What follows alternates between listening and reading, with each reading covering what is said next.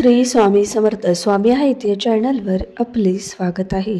स्वामी महाराज तुमच्या सर्व इच्छा पूर्ण करोत एवढी स्वामींचरणी प्रार्थना।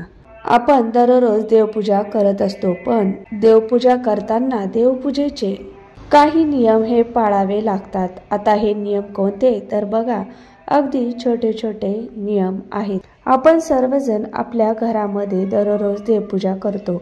तुटकी फुटकी कशी का होईना आपले आई वडील किंवा आजी आजोबा असेल तर ते जशी देवपूजा करत होते त्यांचे पाहून आपण देवपूजा करायला शिकलो। आणि आपण असंही म्हणतो, देवपूजा न करण्यापेक्षा जमेल तशी पूजा केली ना ती बरी। पण खरं सांगायचं झालं तर बघा, आपण जी देवपूजा करतो आपल्याला या पूजेचं संपूर्ण फळ पाहिजे असेल तर आपल्याला या काही नियमांचे पालन हे केलेच पाहिजे। तुम्ही जर का या गोष्टी लक्षात ठेवून किंवा या गोष्टी धरून देवपूजा करत असाल तर तुम्हाला या पूजेचं संपूर्ण फळ मिळतं। आपण दररोज देवपूजा करूनही काही जण म्हणतात, आम्ही रोज देवपूजा करतो तरी सुद्धा आम्हाला याचं फळ मिळत नाही, किंवा त्यांच्या घराला काही दोष लागतात, घरातील अडचणी संपतच नाही। तर हे दोष का लागतात तर तुम्ही देवपूजा करताना या गोष्टी तुमच्याकडून कळत नकळत किंवा चुकीने करायच्या राहून जातात। तर या गोष्टी कोणत्या, तसेच देवांना आंघोळ घातलेल्या पाण्याचा उपाय कसा करावा हे आज आपण या व्हिडिओमधून पाहणार आहोत। व्हिडिओ पूर्ण पहा। सर्वात महत्त्वाचं म्हणजे आपण दररोज देवपूजा करताना सर्वात अगोदर आपल्याला दिवा हा प्रज्वलित करायचा आहे। आपण काय करतो, आपली देवपूजा ही संपूर्ण करून घेतो आणि त्यानंतर आपण दिवा, अगरबत्ती, धूप हे लावत असतो। पण आपल्याला असं न करता देवपूजा करायला सुरुवात करण्याच्या अगोदर आपल्याला दिवा हा लावून घ्यायचा आहे। तुम्ही दिवा हा शेवटी लावता तोच दिवा तुम्हाला हा सुरुवातीला लावायचा आहे। कोणतीही पूजा करताना आपल्याला ही अग्नीच्या साक्षीने करायची असते, तेव्हा त्याचे संपूर्ण फळ हे आपल्याला मिळत असते। तुम्ही जर काही एक चूक करत असाल तर तुम्हाला आजपासून देवपूजा करताना सर्वात अगोदर तुमचा जो दिवा असेल तो दिवा अगोदर एका बाजूला लावून घ्यायचा आहे। त्यानंतर तुम्हाला देवपूजा करायला बसायचं आहे। अगोदर तुमचा जो दिवा असेल तो दिवा अगोदर एका बाजूला लावून घ्यायचा आहे। त्यानंतर तुम्हाला देवपूजा करायला बसायचं आहे। आता गावाकडचे लोक असू द्या किंवा भरपूर जण लहान मुलांना देवपूजा करायला सांगतात। काही ठिकाणी आजी आजोबा असतात, ते फक्त देवपूजा करायला बसताना आपल्याला आसन घेऊन बसायचे आहे। तुम्ही बसायला एक आसन घ्या। तुम्हाला देवपूजा करायची आहे, आसनावर बसून देवपूजा करायची आहे। देवपूजा करताना कधीही जमिनीवर बसून देवपूजा करू नये। प्रत्येक गोष्टीमागे शास्त्रीय आणि धार्मिक कारण आहे, त्यामुळे ही देखील तेवढीच महत्त्वाची गोष्ट आहे। आपण म्हणतो, जाऊ दे कुठे गार लागतं, 5-10 मिनिटाचे काम आहे, नाही बसायला घेतलं तर काय होतं, परंतु असं करू नका। हे देखील एक चूक आपल्याकडून कळत नकळत होत असते आणि याचे देखील दोष आपल्या घरात लागत असतात आणि त्याचे परिणाम आपल्या घरातील सर्वांना भोगावे लागत असतात। तेव्हा देवपूजा करताना तुम्ही एक बसायला आसन घेत जा। यानंतर आपण जेव्हा देवपूजा करतो तेव्हा देवपूजा केल्यानंतर जे देवांना घातलेलं अंघोळीचं पाणी असतं किंवा देवांना अंघोळ कशी घालायची बघा, आपण काय करतो, एक भांड घेतो, एक मोठं कटोरी किंवा एक तामण घेतो, त्याच्यामध्ये पाणी भरतो आणि सगळे देव त्यांच्यामध्ये घालत असतो। पण बरेच जण या पद्धतीने देवांची अंघोळ आटपतात, तर आपल्याला असं करायचं नाही। किंवा तुम्ही काय करता, एक कटोरी किंवा भांड घेतात, त्यात सर्व देव ठेवतात आणि सर्व देवांवर तुम्ही तांब्याने पाणी ओततात। अशी अंघोळ सुद्धा चुकूनही घालायची नाही, त्यामुळे आपल्याला 100% दोष हे लागत असतात। देवांना अंघोळ घालण्यासाठी तुम्ही काय करा, सर्व देव तुम्ही एका ताम्हणात किंवा एका ताटलीत काढून घ्या। त्यानंतर एका तांब्या भरून तुम्ही पाणी घ्या आणि ज्या भांड्यात तुम्हाला देवांना अंघोळ घालायचे आहेत किंवा कटोरी कुठलंही भांड असू द्या ते भांड घ्या। यानंतर आपल्याला डाव्या हातामध्ये एक देवाची मूर्ती घ्यायची आहे आणि उजव्या हातामध्ये पाण्याने भरलेला तांब्या घ्यायचा आहे आणि हा उजव्या हाताने या आपल्या डाव्या हातातल्या मूर्तीवर पाणी घालायचं आहे। सुरुवातीला तुम्ही ही मूर्ती सर्वात अगोदर तुमच्या घरात गणपती बाप्पा असतील तर तुम्ही बाप्पांना अंघोळ घालून घ्या किंवा तुम्ही ही मूर्ती त्या भांड्यात ठेवा आणि वरतून पाणी ओता। या मूर्तीला उजव्या हाताने पाणी घालून उजव्या हाताने व्यवस्थित धुवून घ्यायची। ही मूर्ती एखाद्या स्वच्छ कापडावर ठेवा। मग दुसरी मूर्ती घ्या, ती हातात धरा आणि उजव्या हाताने या मूर्तीवर पाणी घाला। बोटाने ही मूर्ती चोळून घ्या। तर अशा पद्धतीने तुम्ही एक मूर्ती करून तुम्ही किंवा मग तुम्ही एक भांड्यात एखादा छोटा ग्लास घ्या, तो पालथा ठेवा, त्यावर मूर्ती ठेवा आणि मग अंघोळ घाला। किंवा मग एक छोटासा पाट किंवा एक छोटासा चौरंग मिळतो तो घ्या आणि तो पाट तुम्ही त्या भांड्यात ठेवा आणि त्या पाटावर मूर्ती ठेवून तुम्ही प्रत्येक देवांना अंघोळ घालू शकता। तुम्हाला देवांना कधीही एकत्रित अंघोळ घालायची नाही। जसे की बघा, आपण आपल्या घरामध्ये एकत्र अंघोळ करतो का? नाही ना। त्याचप्रमाणे देवांना देखील आपल्याला तसंच करायचं असतं। थोडा जास्तीचा वेळ लागू शकतो, पण आपण जी देवपूजा करतो त्याचं फळ हे आपल्याला संपूर्ण मिळालं पाहिजे, या हेतूने आपल्याला देवपूजा ही करायची आहे। यानंतर बघा, आपण जे देवांना अंघोळ घातलेलं पाणी आहे ते पाणी अजूनही बऱ्याच ठिकाणी तुळशीला घातलं जातं। तर आपल्याला ही चूक करायची नाहीये। तुळशी मातेचे एक स्वतंत्र पावित्र्य आहे, ती एक स्वतंत्र देवी आहे। माता लक्ष्मीचे दुसरे रूप तुळशी मातेला म्हटलं जातं।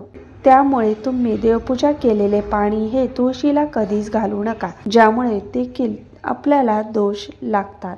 आता हे अंघोळ घातलेले देवांचं पाणी तुम्ही एखाद्या मोठ्या झाडाखाली टाकू शकता। तुमच्याकडे फुलांच्या किंवा इतर झाडांच्या कुंड्या असतील तर हे सर्व पाणी तुम्हाला ओतायचे आहे।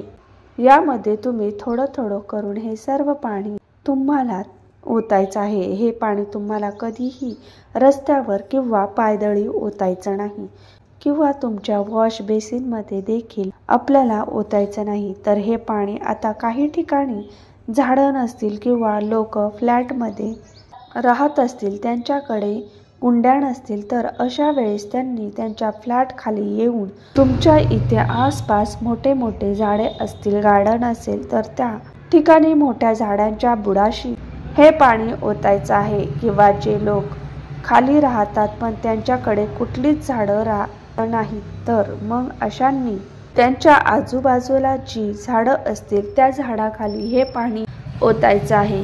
बघा, यामुळे आपल्याला त्या देवांच्या पाण्याचं पावित्र्य राखलं जातं। सर्वात महत्त्वाचं म्हणजे देवपूजा करण्यासाठी आपण जे पाणी घेतो ते पाणी कसं घ्यायचं, कोणते घ्यायचे, तर बऱ्याच ठिकाणी हे पाणी तुम्ही देवपूजेसाठी वापरता, तर आपल्याला असं करायचं नाही।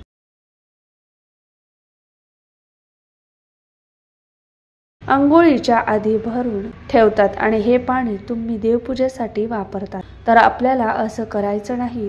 अंघोळ करून घ्या, त्यानंतर तुम्ही हे पाणी भरून ठेवायचं आहे। देवपूजेसाठी तुम्ही जे पाणी घेतात ते पाणी स्वच्छ घ्यायचं आहे। अंघोळ करूनच तुम्हाला हे पाणी भरून ठेवायचं आहे। आता ज्यांच्याकडे पाणी 4-5 दिवसांनी येतं किंवा 8 दिवसांनी येतं, त्यांनी काय करायचं, मग त्यांनी कसं हे पाणी दररोज अंघोळ करून घ्यायचं, तर बघा, तुमच्याकडे ज्या दिवशी पाणी येतं त्या दिवशी तुम्ही अंघोळ करून हे पाणी एका कळशीत किंवा हंड्यामध्ये तुम्ही स्वतंत्र तुमच्या देवासाठी तुमच्या घरामध्ये एका साईडला भरून ठेवू शकता आणि दररोज देवघरातील देवपूजा ही करू शकता। आता ज्यांच्याकडे वरच्या टाक्यांना पाणी असतं ते डायरेक्ट त्यांच्या किचनमध्ये पाणी येत असतं, तर त्यांनी काय करायचं, त्यांनी अंघोळ झाल्यानंतर सर्वात पहिल्यांदा देवपूजेचं पाणी त्यांनी त्या नळाचे पाणी काढून ठेवायचं आहे। तुमच्याकडे गंगाजलचे 2 थेंब असतील तर ते त्यात टाकायचे आहे। त्या पाण्याने तुम्ही देवांना अंघोळ घालू शकता। तर चुकूनही आपल्याला बिना अंघोळीचं देवासाठी किंवा पारोशा हाताने तुम्हाला देवपूजेच्या पाण्याला हात लावायचं नाही, किंवा तुमच्या घरामध्ये तुम्ही जे पाणी भरून ठेवता त्या पाण्याला इतरांनी बिना आंघोळ करता हात लावला असेल आणि तेच पाणी तुम्ही जर का देवपूजेसाठी वापरत असाल तर चुकूनही अशी चूक करू नका. यानंतर तुम्ही तुमच्या देवघरामध्ये तेलाचा दिवा लावत असाल आणि तुपाचा दिवा लावत असाल तर तो कुठे लावायचा? तुम्ही जर का तेलाचा दिवा लावत असाल तर तो तुम्हाला देवाच्या डाव्या बाजूला ठेवायचा आहे आणि तुपाचा दिवा लावत असाल तर तो देवांच्या उजव्या बाजूला ठेवायचा आहे. म्हणजे आपल्या डाव्या हाताला तुपाचा आणि उजव्या हाताला तेलाचा दिवा ठेवायचा आहे. यानंतर आपण जी देवांना फुलं वाहतो ती फुलं सुकल्यानंतर ती कधीही आपल्याला आपल्या घरामध्ये ठेवायची नाही. ती लगेच आपल्याला विसर्जित करायची आहेत, किंवा तुम्ही एखाद्या झाडाखाली किंवा तुमच्या एखाद्या कुंडीमध्ये तुम्ही ही फुलं खड्डा करून पुरवू शकता. म्हणजे बघा, याचं निर्मल्य पण होतं आणि याची योग्य ठिकाणी विल्हेवाट देखील होते. आणि देवाची फुलं आपल्याला कचऱ्यात कधीही टाकायची नाहीत किंवा कुठेही आजूबाजूला फेकायची नाहीत. पायदळी देखील तुडवायची नाहीत. यामुळे देखील आपल्याला दोष हे लागत असतात. आता हे पावित्र्य राखायचं आहे. थोडासा आपल्याला वेळ लागतो, पण ती व्यवस्थित आपल्याला जिथल्या तिथं ठेवायची आहे. यानंतर बघा, आपण जे हळदी कुंकू देवांना लावतो तर प्रत्येक देवाला हळदी कुंकू लावायचं असतं का? तर नाही. बघा, तुम्ही देवीच्या मूर्तीला हळदी कुंकू लावू शकता. आपल्या देवघरात जर दत्ताची मूर्ती असेल तर त्यांना आपल्याला अष्टगंध लावायचं असतं. याचबरोबर बाळकृष्णाची मूर्तीला तुम्ही अष्टगंध गुलाल लावा. आपल्याकडे बघा, भगवान शंकराची मूर्ती असेल किंवा शिवपिंड असेल तर बघा, आपल्याला कधीही चुकूनही हळदी कुंकू लावायचं नाही. त्यामुळे भगवान शंकर क्रोधित होतात आणि आपल्याला कळत नकळत त्याचे दुष्परिणाम हे भोगावे लागतात. आपल्याला भगवान शिवांची तुमच्याकडे जर पिंड असेल तर आपल्याला याला बघा, जो पांढरा भस्म असतो, चंदन असतं, ते तुम्हाला लावायचं आहे. त्याचप्रमाणे आपल्याकडे जर विठ्ठल रुक्मिणीची मूर्ती असेल तर आपल्याला विठ्ठलाला अबीर, बुक्का किंवा अष्टगंध लावायचा आहे. रुक्मिणीच्या मूर्तीला हळदी कुंकू लावायचं आहे. अशा जर छोट्या छोट्या गोष्टी आहेत त्या गोष्टींचे आपल्याला पालन करायचे आहे. स्वामी समर्थांच्या मूर्ती असू द्या तर त्यांना देखील आपल्याला कधीच हळदी कुंकू लावायचं नाही. तर अशा छोट्या छोट्या गोष्टींचे पालन आपल्याला देवघरामध्ये करायचे आहे. त्याचप्रमाणे आपण धूप अगरबत्ती लावतो. आता याची जी शिल्लक राहिलेली राख असते, आता ही राख सुद्धा काही जण काय करतात, झाडू मारताना सुपलीत भरून घेतात व ती कचऱ्यात टाकतात. असं करायचं नाही. ती राख तुम्ही एका ठिकाणी गोळा करा किंवा तुम्ही लगेच तुमच्याकडे जर एखादं झाड असेल, कुंडी असेल तर या कुंडीमध्ये टाकू शकता. याचा उपयोग खत म्हणून देखील होतो आणि याची योग्य ठिकाणी विल्हेवाट देखील होते. त्यामुळे आपल्याला दोष हे लागत नाही. त्याचप्रमाणे देवांना कधीही शिळी फुलं आपल्याला अर्पण करायची नाही. आता काही वेळेस आपण फुलं आणतो आणि ती फ्रीजमध्ये ठेवतो. दुसऱ्या दिवशी ती फुलं वाहतो. फ्रीजमध्ये ती फुलं ताजी राहतात.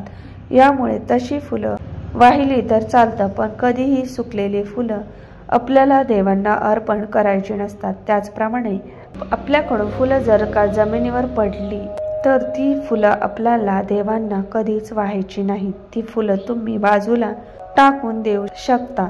त्याचबरोबर बघा, तुटलेली, खराब झालेली फुलं चुकूनही देवांना वाहायची नाहीत. कारण काही ठिकाणी कसं असते, लहान मुलं असतात, फुलं आणली की त्यांना फुलांचा वास घ्यायची सवय असते आणि आपण काय करतो, तीच फुलं देवांना वाहतो. तर तसं करायचं नाही. फुलं वाहताना ती कधीही हातात घेऊन वाहायची नसतात.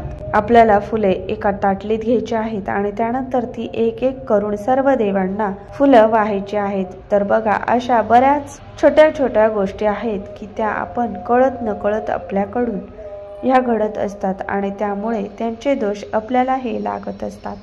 जर तुम्हाला हा व्हिडिओ माहितीपूर्ण वाटला असेल तर नक्कीच लाईक आणि सबस्क्राईब करायला विसरू नका.